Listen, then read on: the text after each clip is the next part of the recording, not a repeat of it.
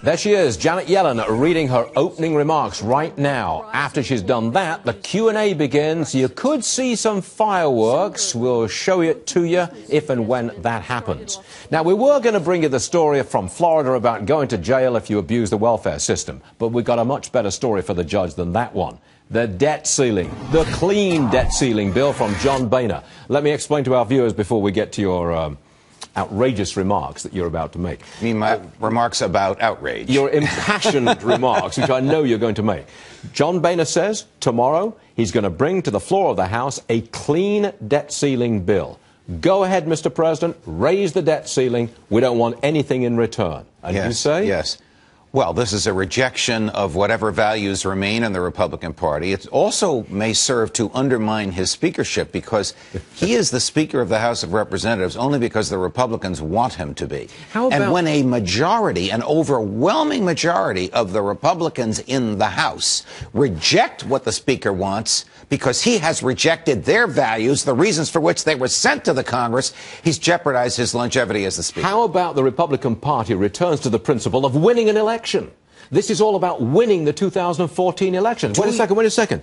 John Boehner is focusing on Obamacare. Yeah, I understand. He knows it's a millstone around the because he is such a poor politician that he cannot explain to the American public that if the government shuts down, it's not because the Republicans won't vote to raise the debt ceiling. It's because the president refuses to talk to them. The president says my way or the highway. The president won't even consider so much as cutting a nickel from his bloated budget. In the court of public opinion, and you know how it works, that is a losing argument. Because the Republicans don't know how to deal with the court of public opinion because they don't know what they stand for. Because they have a leader in the House of Representatives who's not among them, who's not one of them. He's an agent for the administration. How are they Oh, come on, Judge. How are the Republicans? He's going to get the Democrats to support this and not the Republicans. He's an agent for the administration. How will any Republican deal with a uniformity amongst the establishment media? The media in almost its entirety. Not here, of course not. But the media would blame Boehner, blame the Republicans, and hold it around their necks all the way through till November. Do you know a single Republican voter who voted for a single Republican member of Congress because they promised to raise the debt ceiling? On the contrary, they promised not to raise the debt ceiling, and they will have done so twice in this congressional term. Every Republican voter that I know wants to win. Every Republican voter that I know wants them to stick with some sort of principles like we're not going to go into more debt.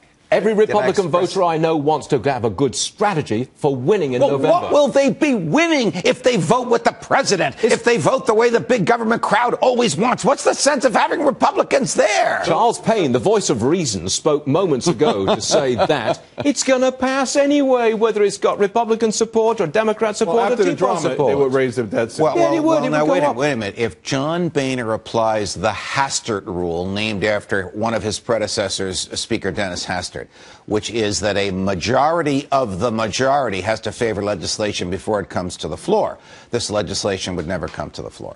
Did I express enough outrage? Do you enjoy paying more than half of your income to the federal and state governments? No. You enjoy that? Do you enjoy What's the best way of getting rid of that? Political change. What's the best way of getting political change? Good political strategy. Do you enjoy a debt service that is now $500 billion a year and will go up again when they vote to raise the debt ceiling? Hey guys, will be paid for by your great-grandchildren. Both of you guys ultimately saying, though, is that the Republicans don't have anyone that can sell a true Republican message. Thank you, Charles. At least not in this speaker, they don't. So this is Plan B. Yes.